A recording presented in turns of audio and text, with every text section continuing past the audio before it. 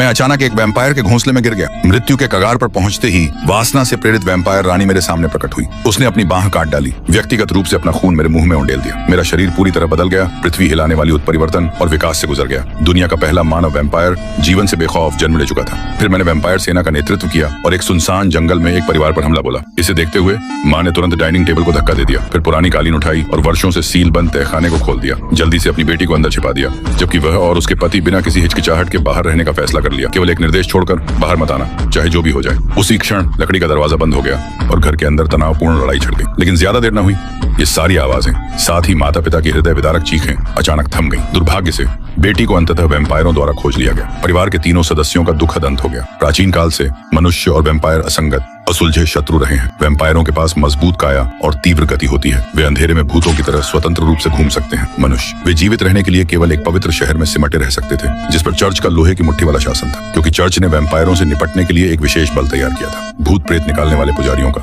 जिनके सिर पर क्रॉस के निशान उकेरे जाते थे। प्रत्येक के पास असाधारण कौशल थे। वे शत्रुओं के बीच ऐसे घूमते जैसे वे मौजूद ही न हों। उनकी शारीरिक क्षमताएं वैम्पायरों से कहीं आगे थीं, जिससे वैम्पायरों को कोई फायदा न मिला। वे भूत प्रेत निकालने वाले पुजारियों द्वारा वध कर दिए गए, एक दुर्लभ प्रजाति बनकर रह गए। मनुष्यों ने इस लंबे युद्ध को जीत लिया।